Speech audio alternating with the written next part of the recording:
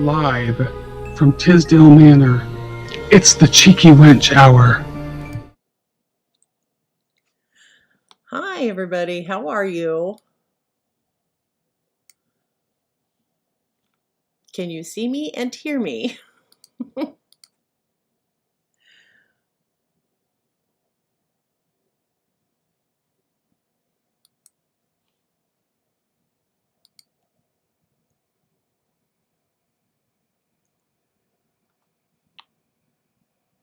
Just waiting for some more people to join us.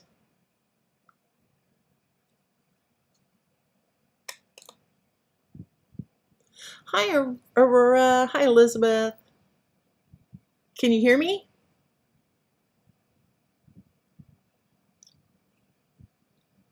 Yay!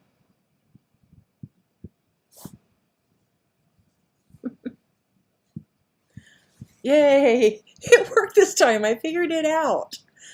Last week was a little difficult. Hey, Shannon. Good. I'm so glad.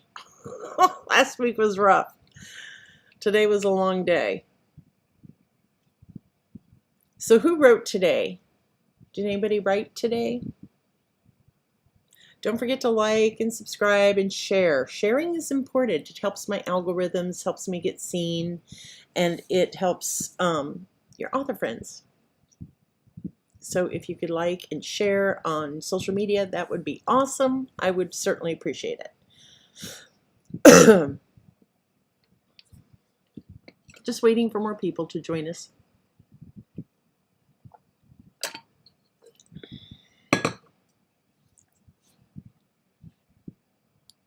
It's weird because I have two windows open. Yay, thank you, Christina. I appreciate that.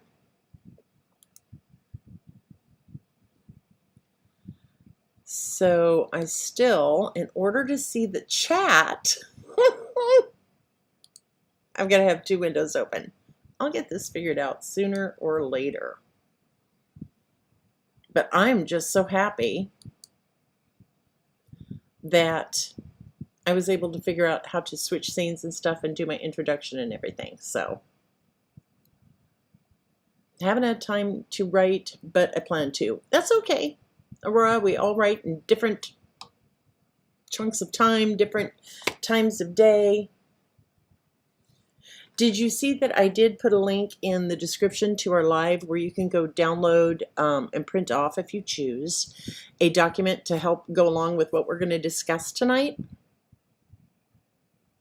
Ooh, Christina said she's moved her writing area and it's not been good. Uh-oh.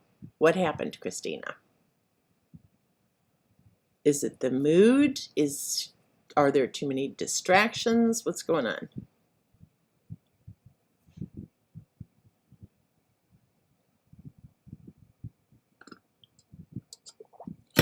Oops.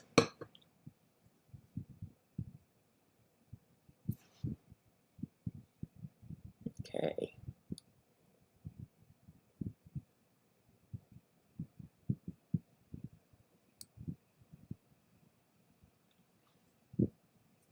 I think the chat is slow.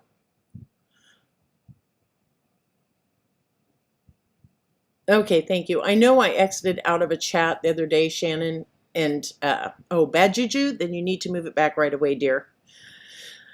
Bad juju in writing never, it's like oil and water. So if it didn't work, try another place. If you can, if at all possible. If anything, go sit in your bathroom and write, or go sit in your car and write. If you can.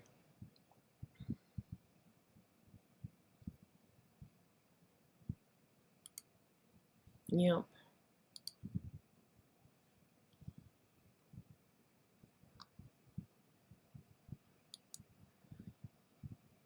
Bobby, hi honey, how are you? I hope you're doing well.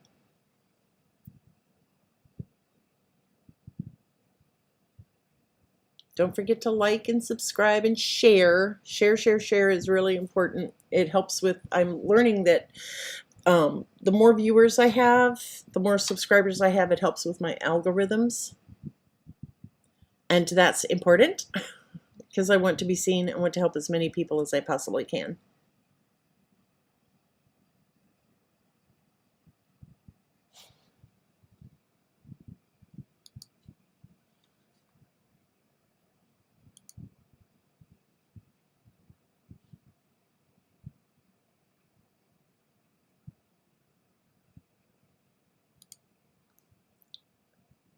I'm just checking something. Okay. Alrighty. 3 likes right now.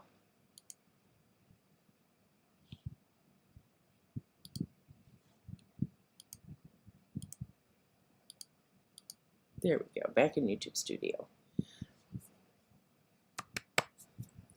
So did everybody have a good week so far? Mine's just been crazy. The grandkids are back in school. Yay, I get my life back. That's okay. We're not going to start yet, Christina. We're going to wait a few more minutes for people to join. So you go print off your documents. Or you can just pull them up and look at them. It's up to you. So anyway, the grandkids are back in school. And grandson was scared this morning, but once he got there, he was fine. And it was his first day back. And he's doing really, really well. So they're just both growing like weeds.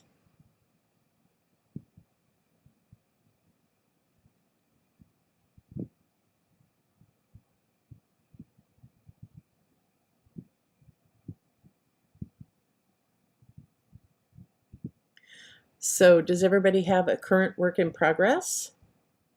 Are you between books? Do you have something with the editor? Talk to me, people. Talk to me.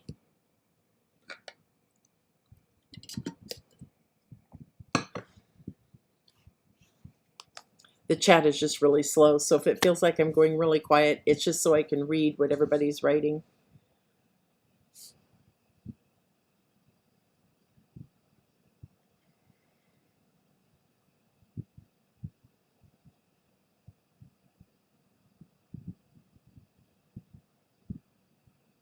And I'm texting my husband.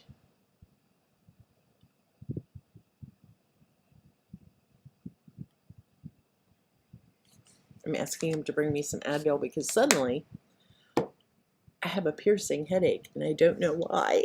I don't know if the weather's going to change again or what. So how's the weather where everybody is? I would love to know. We've had absolutely beautiful weather lately.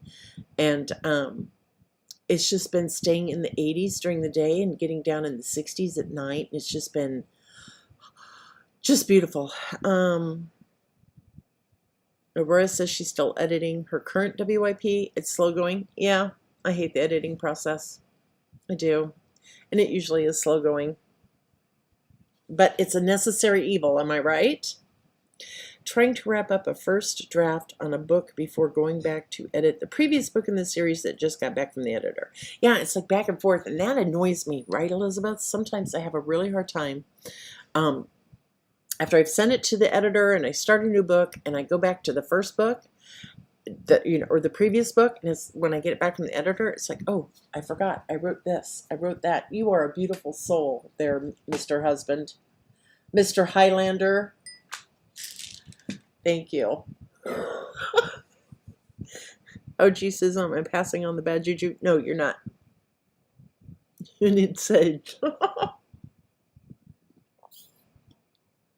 No, Christina, it's not you. Trust me. My dad used to call me the jinx growing up. And he still says, Susie, you'd blank up a shipwreck. He means it endearingly. So did everybody have a chance to get the documents for tonight on how to write gooder?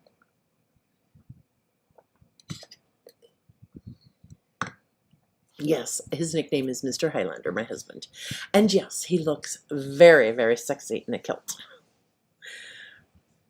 I saw you broke that, Aurora. I am so sorry, honey. That's ridiculous. Don't they have like a loaner? Can't they just bring you a loaner, a temporary? I don't know how that works, but that would just, oh, you poor thing. I'm so sorry. I really am. That's got to be frustrating as hell. I can only imagine. Oh, hi, Linda. Linda says her daddy said I could screw up a one-car parade. He sounds like my dad. Maybe they were separated at birth. Oh. Oh, Aurora, I am so sorry, honey. How long have you owned this wheelchair? I mean, is it time for a new one and insurance won't cover it, or? Oh no, why is that? I just don't understand. Brunetta, hi, beautiful. How are you? I have not seen you. It's been, oh my God, it's been what, 3 years maybe? I met Brunetta at Kate Bateman's house. We were having an author luncheon, and Brunetta was there with, was it your sister Brunetta, your cousin, a friend who was a journalist for the local newspaper, and Brunetta's writer, and she was just so sweet, just absolutely. We had so much fun that day. At least I did. I had a blast. Of course, I usually have a blast no matter where I go. Thank you, Christina. She says, remember to hit the thumbs up and the share button. You've had it less than 3 years. Well, Aurora, message me offline if you want me to call this wheelchair company and use my paralegal / mommy voice to get some action, because I would be more than happy to do that for you, because this is unacceptable. I mean, it's not like you broke your electric pencil sharpener. I mean, you have to have this. Oh, just some companies just really piss me off. Let's see, right? So I do have a link in the description of this live where you can go to my website and download and print off some documents that's going to go along with tonight, because we are still learning all the ins and outs, and we still have not worked out the kinks on how to share a screen or to bring somebody else in to the chat or into the video, like to have 2 people talking. So yeah, let's see. Whoops. Okay. And we were supposed to be able to,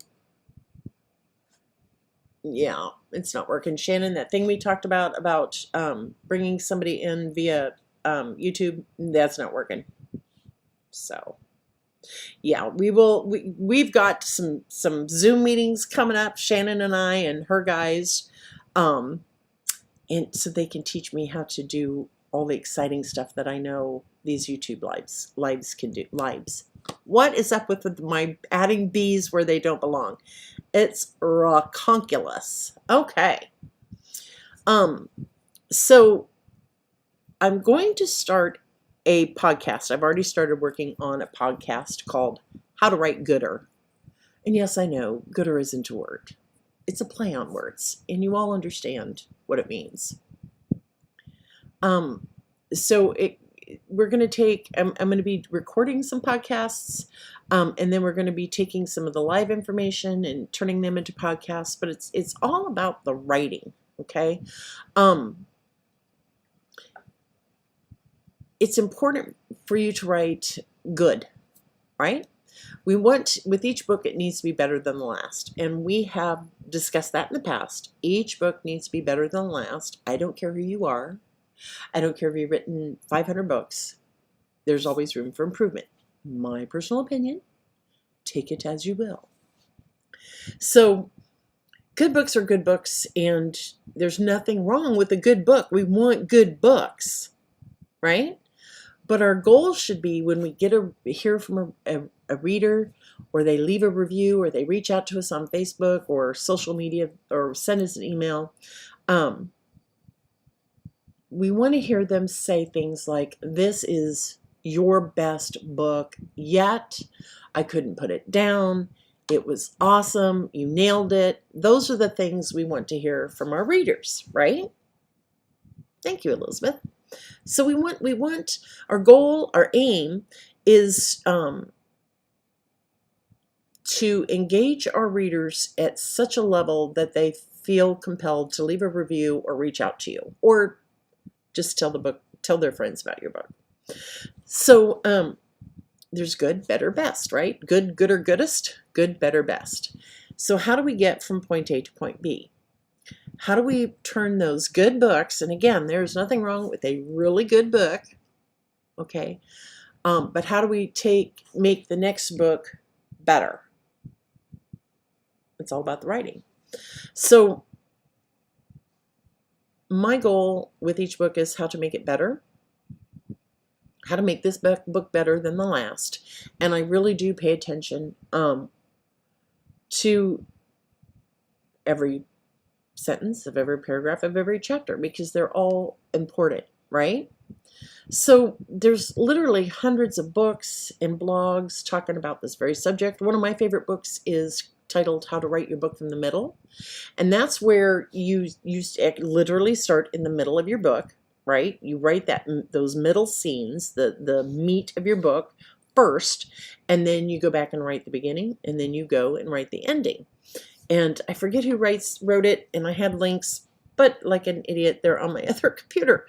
So that one's just how to write from the middle. There's books on character development and plotting and just all manner of instructional how-to books on better writing. I just want to dig a little bit deeper with that. So I believe one of the best ways that you can improve your writing is by reading.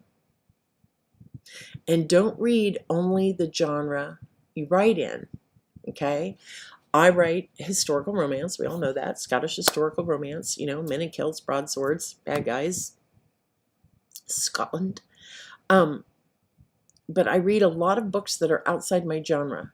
I read Nora Roberts, love James Patterson, Terry Maggart, he writes sci-fi, love Terry Maggart's books. And the reason, look at it this way. So let's say you're a biologist, right? And you're studying the fruit fly. Well, you wouldn't just study the fruit fly, right? You would want information, you would want to study other insects so that you can get a better understanding of the particular fruit flies that you're studying. Does that make sense? I hope that does. You want as much knowledge in different areas as you can possibly get.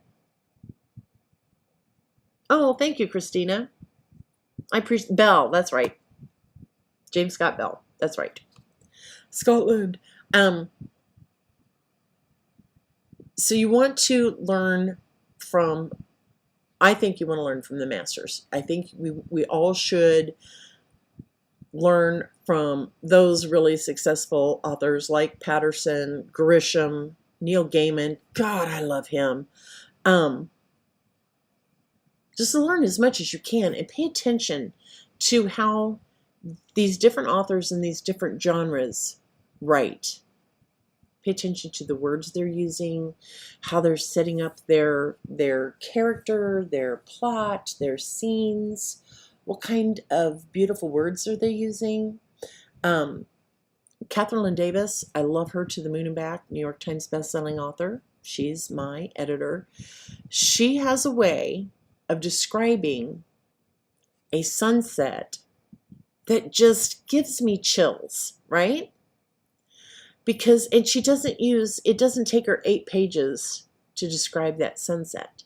She does it with few words, but she's choosing the right words, okay? We all know at sunset you can have a purple sky. Well, instead of saying purple, use words like lavender or crimson, right? Get yourself a thesaurus. A thesaurus will be your best friend whenever you write. I love a thesaurus. So reading is one of the best ways you can improve your own skills. So there's lots of things you can do before you start writing. Okay, lots of things you should do before you actually start to write, or at the beginning of your book. That you want to know who your characters are. You want to keep track of who's who. I do that in Scrivener. Love Scrivener.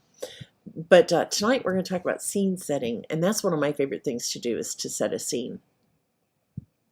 So things you need to pay attention to, and we're talking about our first few paragraphs of our first chapter or our prologue, okay? Because that sets the scene for the entire novel.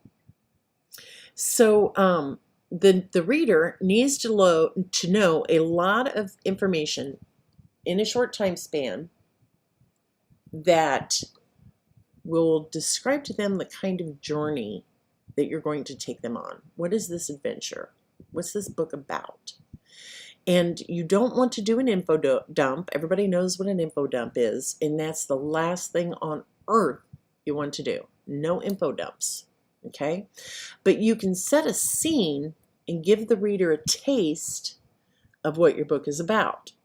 And that's those first sentences. I believe the first sentences are the most important sentences of every single book, because that's where you're going to hook your readers, okay? If you haven't hooked them by the end of the first chapter, chances are you're going to lose them, and they're not going to want to move on to the second chapter. That's just my personal opinion.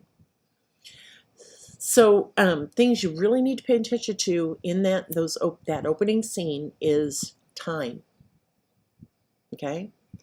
What time of year is it? What season are we in?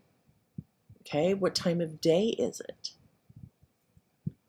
What century? Is this a contemporary novel? Is this a fantasy novel? Is it a historical? Is this a criminal procedure book? Your reader needs to know the time. What time is it? Okay? And that means time of day, time of year, time of life. Okay? And you can also mention the times. What kind of times are we in? So if you're writing a historical novel, then a plague might be taking on place around your story, okay? There could be political strife in your historical novel or even your contemporary novel. Are times tough because of a recession or a depression? Are times tough because, you live somewhere where crime rate's up? I mean, you can layer that in to give just a flavor, just a taste of where you're going to take your reader, okay? So you could start your book with a barroom brawl, or you could be in a parlor in Miss Mabel Wainscott's house in Regency, London. Okay, you could be a police officer about ready to take down a bad guy. You could be you're in the backcountry of the South and you're fishing and everything is really calm and quiet until something unexpected happens. You could be on planet X out in the whatever galaxy. But your readers need to know. They need to know what's going on. Okay? And it doesn't take 50 pages to let your readers know what's going on. You need to grab them, in my personal opinion, in those first few sentences and paragraphs. Definitely, chapter 1 has to grab your reader. And it doesn't matter what genre your story is. It does not matter what genre you write in. These rules are the same. Okay? And yes, some rules are made to be broken. I'm a firm believer of that. But some rules are just hard and fast and tried and true, and there's no reason to break them. Okay? So you want to draw your reader in and keep them there, and you want to do it in the first few sentences, right? So let's do an example, and this is on the print off. And for those of you who don't have the print off, I'm going to read it to you. So here's example 1 of a first paragraphs of a first chapter of a novel, and it's a contemporary novel. Okay, so let's begin, shall we? It was a wet day. The melted snow was soaking through his shoes. He didn't like it. He hated the snow. He wished he was somewhere dry. His backpack was heavy. It was filled with all his worldly possessions. It was all he had left of his former life, a life he couldn't barely remember now. It had been too long. There was no one left from his previous life. Okay, what's something that you notice in those two paragraphs? What's one thing that catches your eye? If I were to highlight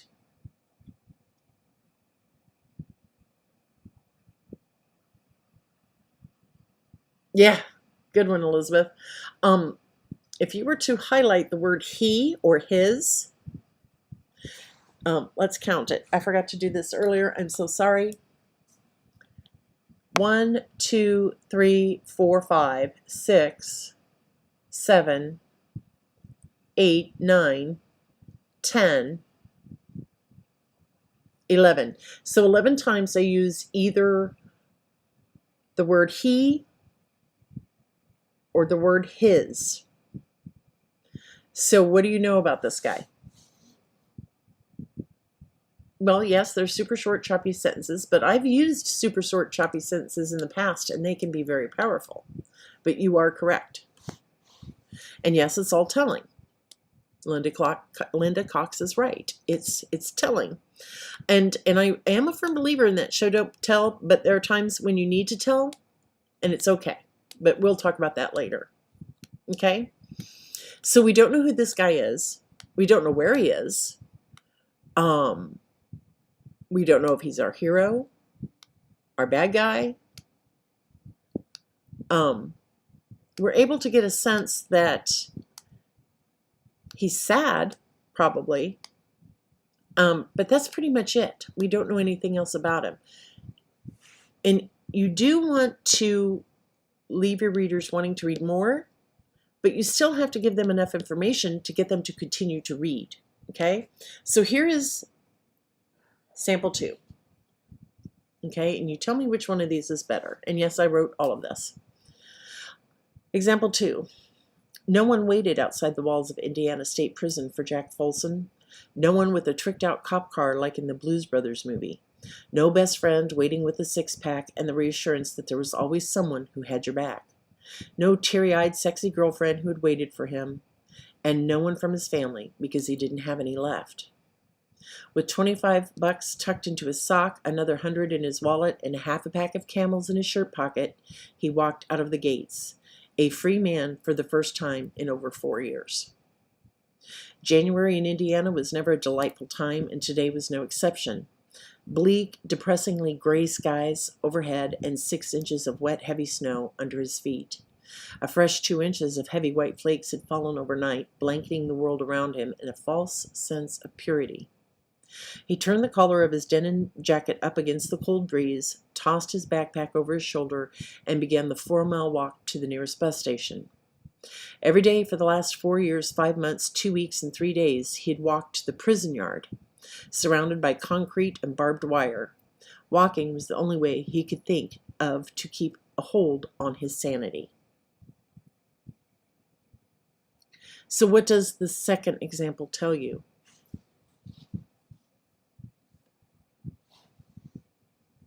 I think the second example tells us a lot. Doesn't tell us everything, but I think it tells the reader enough to make them to want to keep reading, right? So we know that this guy's name is Jack Folsom. He's just got out of prison and he is all alone in this world. It's January, the weather sucks, and he's got to walk 4 miles to the nearest bus station because he doesn't have any friends left. He has no family left, right? Does that second example make you want to read more and know more about that character? We still don't know if he's our hero or a bad guy, or protagonist or antagonist. But I think we know enough to say, hey, what happens next? Where are we going? Okay, I think we've grabbed the reader. And yes, it's more sentences. There are more words. But this is only 4 paragraphs, right? The previous one was 2. And yes, I could probably take a few words out of the second example, and that would happen during the editing process. But I think the second example is far more powerful. Yeah, same here. I want to know where he's headed and his plans for the future. Okay. It gives you a visual image to know where he is and what has happened recently. Exactly. We don't know why he went to prison, but you want to know why he went to prison? I do. I know because I wrote it. And I know where he's going. I know all those things. As the author, I know who this guy is. I know everything about this guy. I know where he's been and where he's headed, right? So our job is to let our readers know, and we need to do it beautifully. Christina says, much better developed character. We know how he spent his time in jail, walking, so it's no big deal to go 4 miles. So where will he end up? Yep, I'd keep reading. That's what she says. Okay, Linda says he's also a bit of a cynic, comparing himself to one of the Blues Brothers and longing for Carrie Fisher. Where did Carrie Fisher come from? I don't know. Thank you. So, so in those first paragraphs, we learned a lot more in example 2 than we did example 3. Let's look at another example, okay? So this is example 3. She had her weapon tucked into her boot as she walked along the busy street. People rushed by her on their way to whatever it was they were heading to. She didn't care. She ignored all of them. She was a woman on a mission, an important mission, a mission that could change the fate of the world. Nothing would stop her from carrying out her duties. Okay, that gives us a little bit of intrigue, a little bit of, what kind of mission is she on, right? But it still does not tell us enough. It's not too bad, but it can be a hell of a lot better. Okay? So here's the second example, or the second example in this situation, example 4, I think. Okay. With her illegal side slug tucked safely into her boot, Myra Blankenship walked along the bustling streets of Caldaharoon. Countless people passed by without paying her any attention. They were too busy with their own lives to notice she wasn't one of them.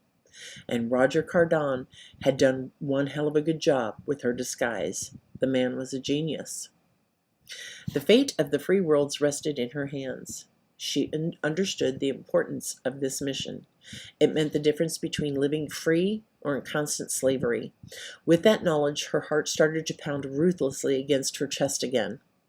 Remembering her teachings and the fact that the Caldaharoon soldiers were well trained and could literally smell someone's distress, she took in deep breaths and willed her heart to beat more normally. The slightest mistake could lead to the deaths of millions of innocent souls. There was too much at stake to be caught over something as simple as a rapid heartbeat. So we don't know who she is in the first example. We don't know, she had her weapon. Well, what kind of weapon? Is she in the Army? Navy? Air Force? Marines? Is she in the Wild Wild West? Is she undercover cop? Is she our bad guy? Is she our protagonist, our antagonist? We just don't know. All we were able to pick up is that she's on a mission, and it's an important mission. That's about it. So with the second example, we know by the end of the first sentence that this is probably sci-fi, because what's a side slug? And I had to go to my author friend Terry Maggart, because I don't write sci-fi. I want to write sci-fi. I've got several sci-fi series tinkering around in my head, but I'm like, give me a name for a sci-fi weapon. And he gave several, and side slug just stuck in my brain, and so that's the one I used. But she's definitely on a planet somewhere. Okay, and we know that the fate of the free world is resting in her hands. She understands the importance of her mission, but do we know yet? if she's our protagonist or our antagonist, our good guy or bad guy, she could be our bad guy. Only I know, right? Because I wrote it. Only I know at this point if she is a good guy or a bad guy. Because even with your bad guys, right? Even bad guys have a mission, right? Bad guys have a mission, just like good guys do. Different things motivate different people. Okay, there could be things that motivate a bad guy to do something bad, and those exact same things that motivate him to take a bad action could motivate someone else to take a good action. Does that make sense? Bad guy wouldn't care about the collateral damage. Well, who knows? Who knows?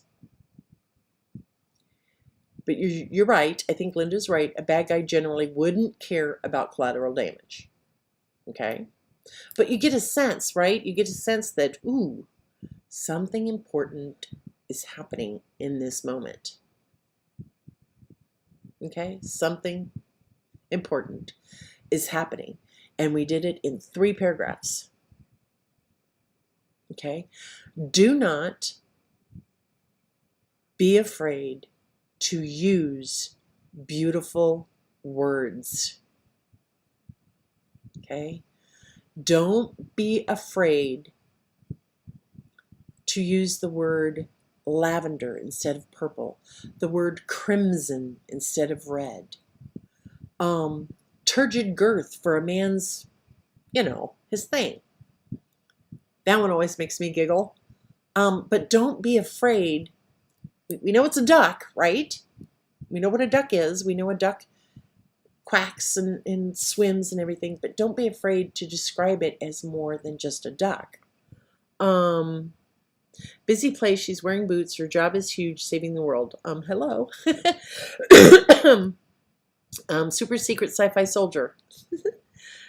She's cool. Yes, she's cool. I think she's cool because she's got her weapon in her boots and she's trying to remain calm. She's in disguise, and that takes a lot of cojones, in my mind, for someone to dress up or be in disguise and be something. We don't know what the Caldo Haroon looked like yet. I could easily explain that in another paragraph. But she has taken on a whole different persona and identity in order to make this mission work. Does this make sense? I hope this makes sense. Aurora says she's not like them, and I am definitely intrigued with this. LOL, no one pays attention to her as her focus is on the mission ahead. We even know who did her disguise, too. Why she's disguised has me hooked. Thank you, Aurora. Super soldier assassin lady. Not necessarily an assassin, right? She could have the weapon to protect herself in the event that she's caught. She could be on a mission to get hidden plans of the, for lack of a better term, the Death Star from Star Wars, right? She could be on that kind of a mission, okay? She could try to be stealing the plans to a weapon that might, destroy worlds, or my nerdiness is showing. She could be trying to steal something like the Klingon cloaking device. I mean, there could be all sorts of things that are her mission.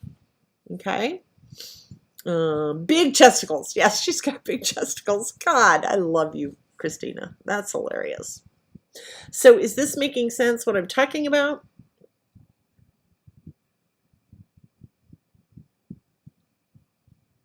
Oh, I'm glad you're here, Hawkins. Don't forget to like and share and subscribe and all that stuff. I'm supposed to repeat that frequently. So you can see by just these 2 examples the difference. And you always, Again, I have Scrivener, so it has a built-in thesaurus, right? The thesaurus is built in, but I also have a printed thesaurus because sometimes I just need to step away from the computer, grab my thesaurus, and go outside and look at beautiful words. I thought Worf the Klingon was hot. I did too, Christina. Yes, I agree. His voice melted chocolate. Yes, it did. We're all nerds of some assorted variety, most likely. That's true. So anyway, don't be afraid to use the pretty prose. Pretty prose should not be saved just for Diana Gabaldon-esque novels. There are different levels of pretty prose, right? Think of someone who writes war novels, right? Well, he's not just going to say, I shot the enemy. No. I mean, he's going to describe, being maybe hidden in the bunker and the enemy is tiptoeing towards him and he's already been shot once in the arm, our hero, and he's got to save all of his fellow soldiers. I mean, you want to build that tension, okay?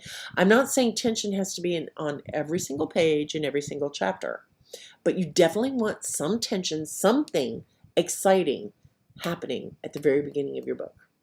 Could be a kissing scene. Could be someone's first kiss. Again, it could be a barroom brawl. You can start it off with, the son of a bitch just hit me in the head with a beer bottle. I don't believe it. I mean, just don't be afraid to step outside your comfort zone. I've actually had people, trolls, tell me that I am far too, I don't know the definition of brevity. I do know the definition of brevity, but I would rather take my readers on a journey through 150,000 words that I chose carefully, than 20,000, although my novellas are really good, meaning powerful. I just like the bigger stories, right? But the trick is you can describe a sunset, but again, you don't want to take 10 pages to describe the sunset. You can do it in a couple of sentences, right? Okay, I'm going to read. I just got the 30-day free version of Scrivener, and I'm falling in love with it. Oh, Aurora, go to YouTube and look at the tutorials on how to use it. That's what I had to do. Elizabeth says, Bernard Cornwell writes the best word depictions I've read. I love how much and little he tells us at the same time. Exactly. You want to use few words, but choose those words to pack a punch, right? Let's see. I don't understand that feedback. Your books have a great pace. Thank you, Elizabeth. Again, they were just trolls and trying to hurt my feelings. Choose too many fancy words. Well, maybe you need to read more, because I don't use a lot of fancy words. I just use pretty words. Right? Linda says 150K of deep POV and detail versus 20,000 of script and director's notes. Give me 150K all the time, right?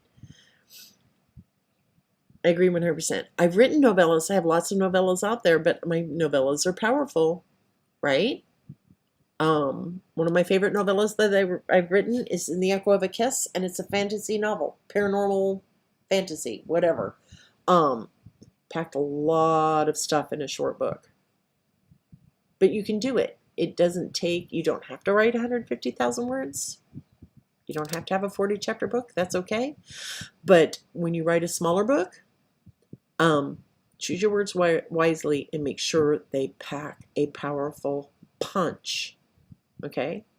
Now, for those of you who are here, if you would like to maybe practice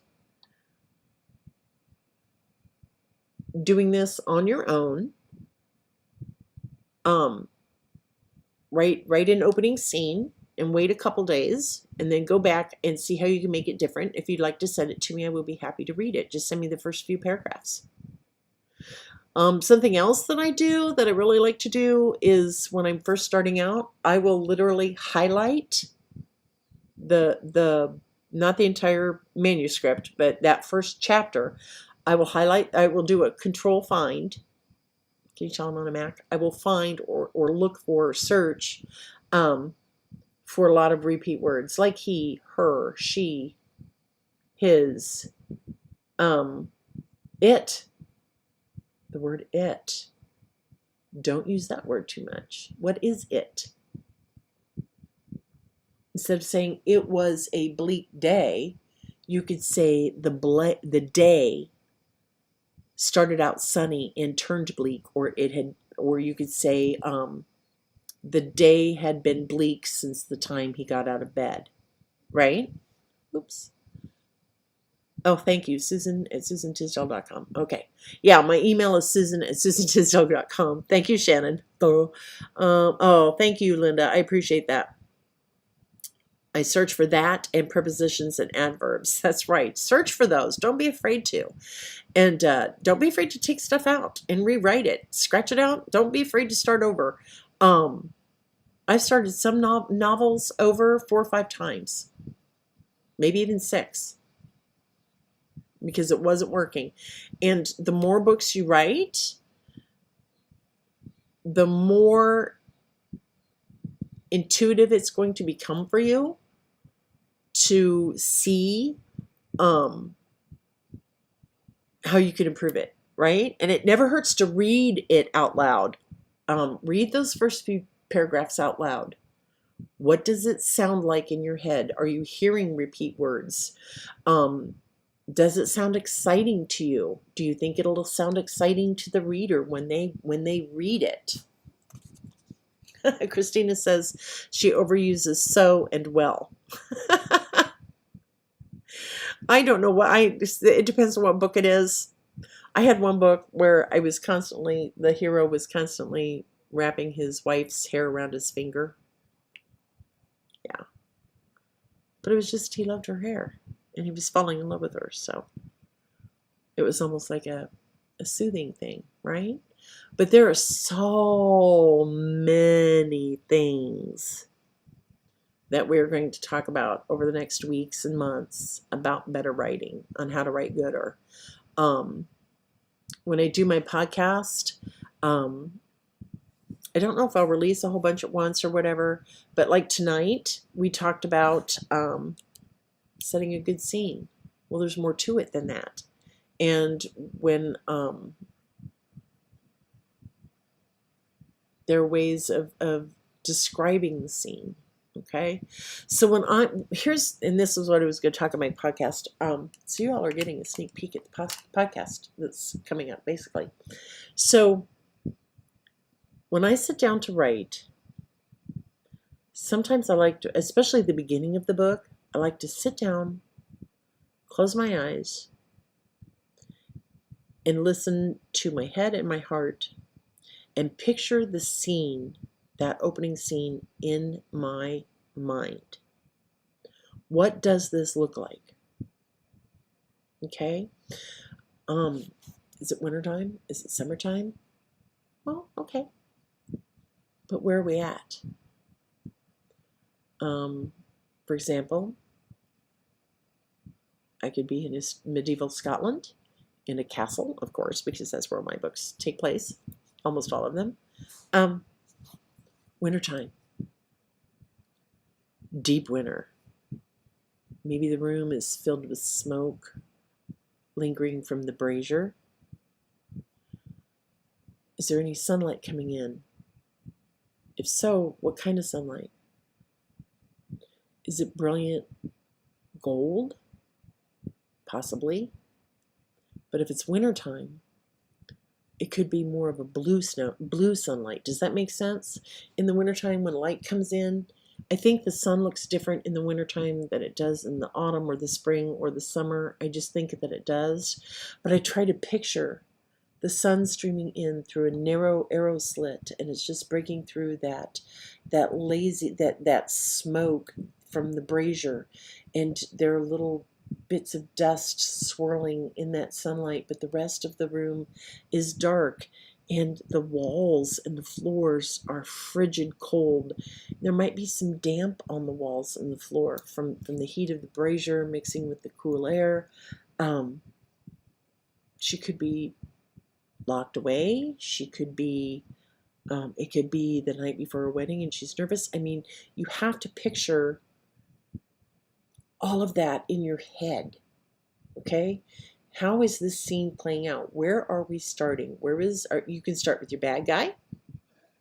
You start with your antagonist, your protagonist, your hero, your heroine, whatever words you choose to use. You can start wherever you want to. Just make sure it's exciting. And your job as an author is to describe the scenes that you're seeing in your head using those powerful, beautiful words.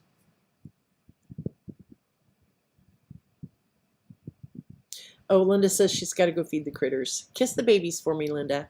She has puppies. My only pets are dust bunnies. Dust mites. So I don't know how you all do it, but I think it behooves us to sit down and try to visualize that scene. Take notes. You don't have to actually, start writing. You can just take notes like, okay, it's summertime. It's hotter than the hubs of hell. I feel like I'm stuck in Satan's bunghole. It's humid. There could be crocodiles in the swamp. It could be colder than a Wells digger's ass in Alaska.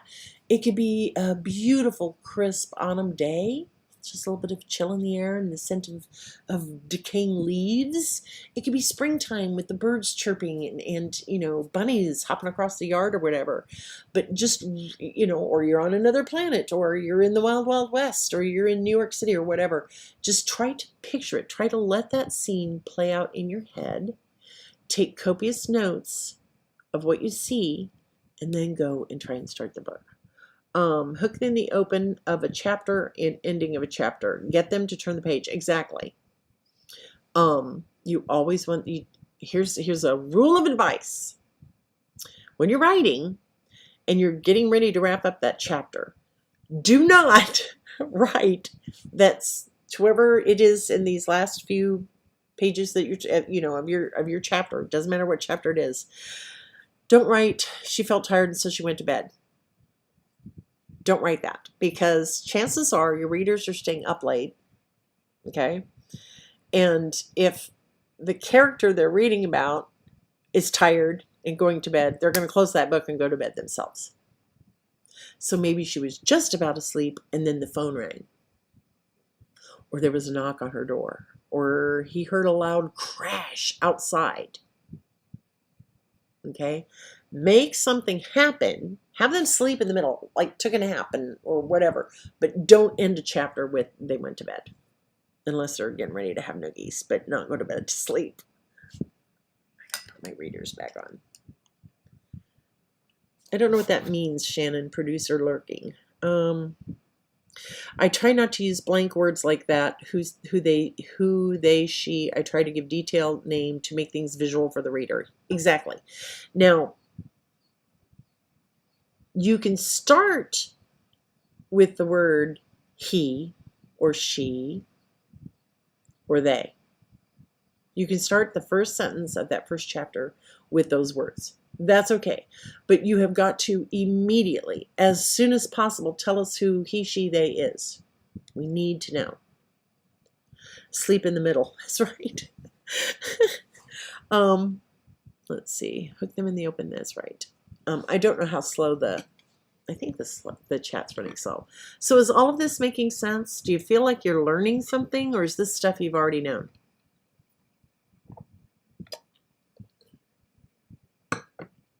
Oh, shit. Shannon loves to call me a dork. I am a dork. I just hope that I'm helping. I mean, if I'm helping you, if it's making sense, if you like what I'm teaching you, can you let me know? Oh, okay, good, Aurora, good. So I'm going to challenge everybody to do a couple things. One, read sometime between now and next Wednesday, read at least a few chapters of a book totally outside the genre you write in. Something totally unrelated. Okay?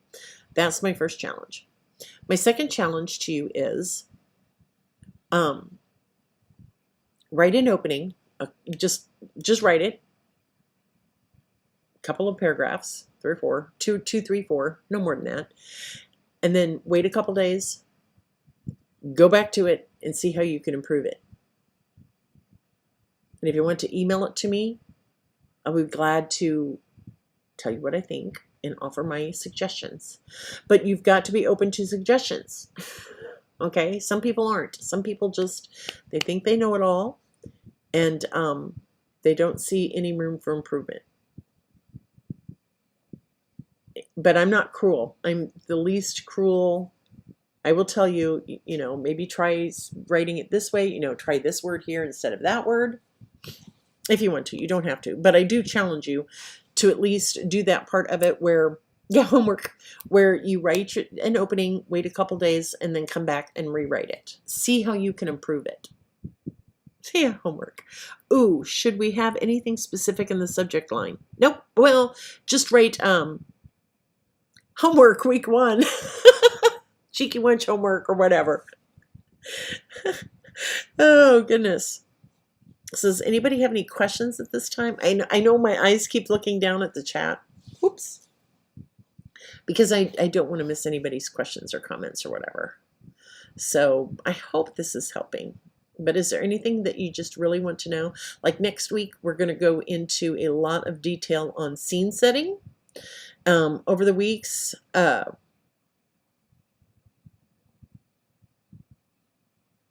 okay, I understand that, Aurora. She says, I've always open to suggestions, good or bad. It's getting the feedback from people that I struggle with when I share a piece or a story to people. Yes, because we are sharing. If you stop and think about it, when we share our stories with anybody,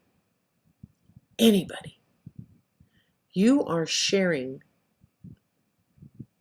with complete strangers or even people you know.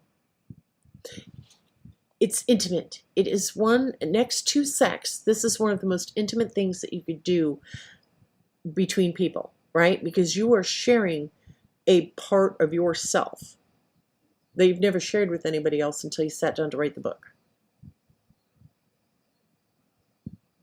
Right? So it's not easy.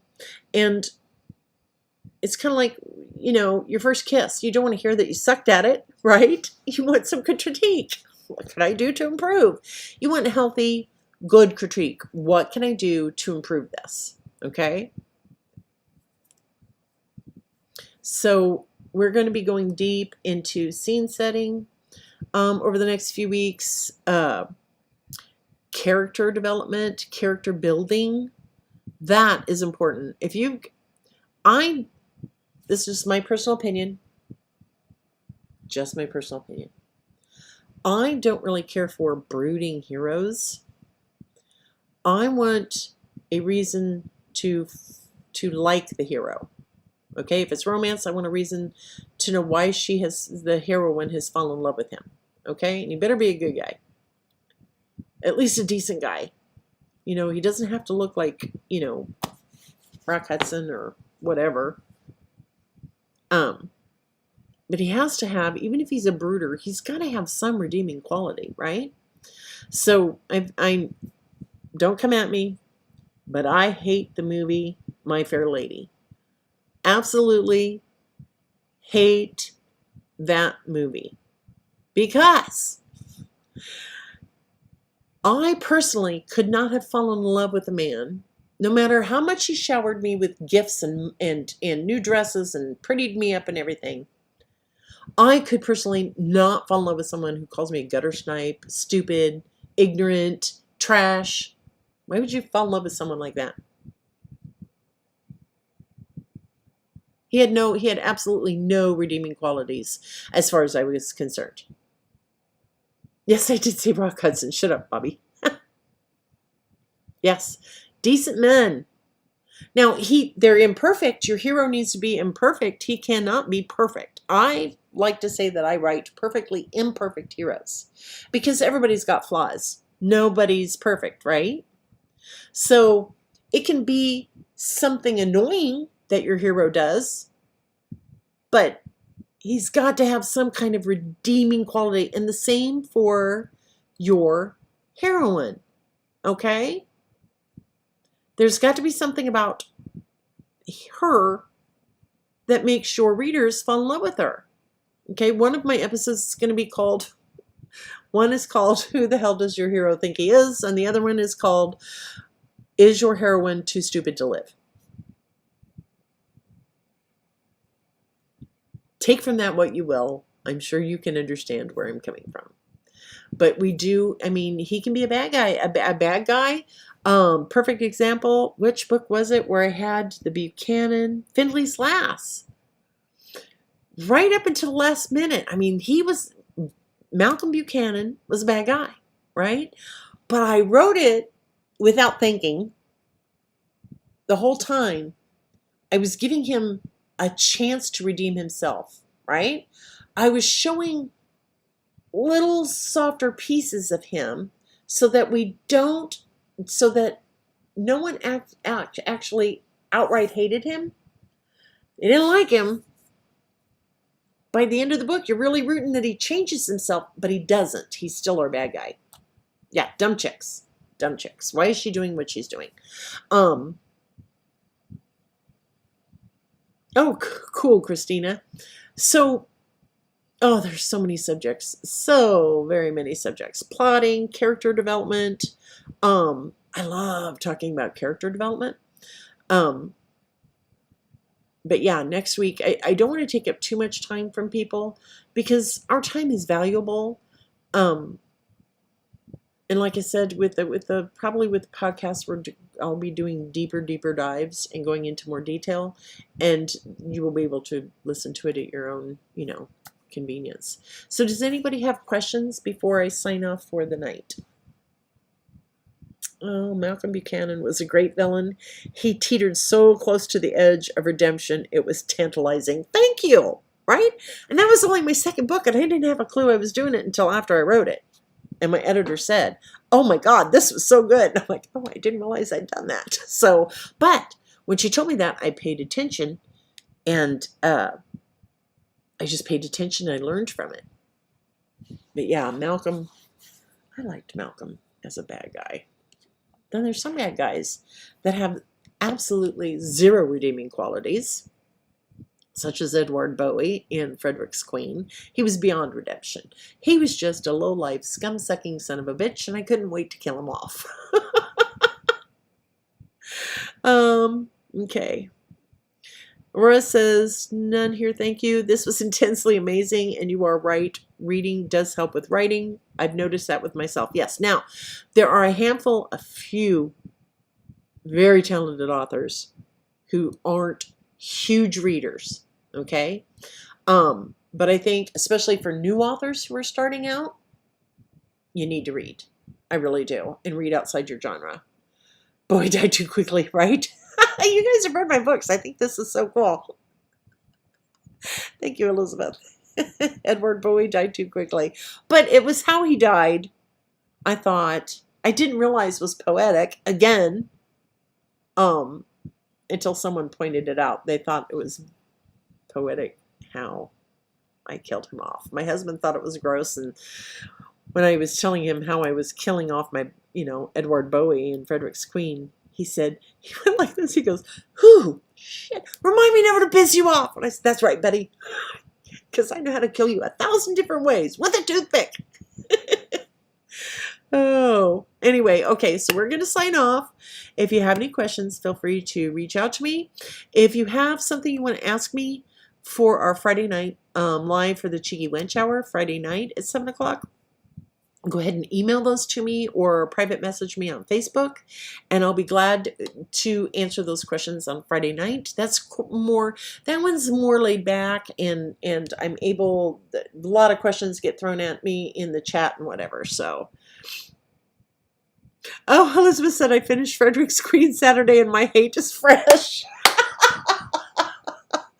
Oh, Elizabeth, I love you. Did you like the book?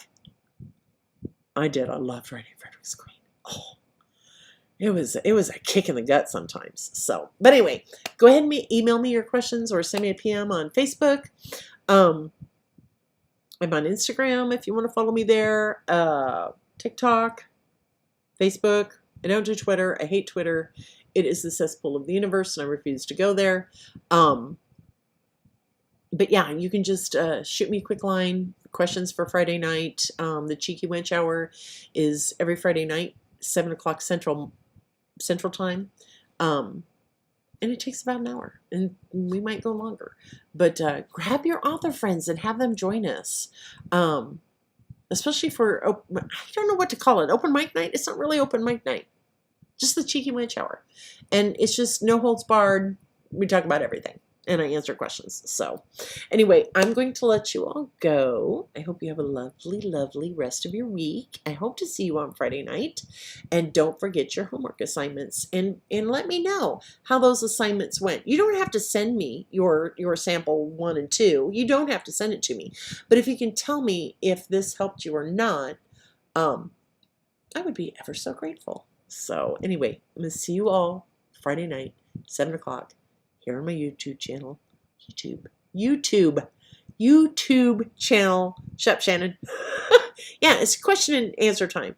I love you too, sweetheart. But yeah, everybody have a lovely week, and I'll see you Friday night. If not Friday night, the next Wednesday, every Wednesday night, 7 o'clock Central, here on my YouTube channel. So I love you all. Have a great week. Bye.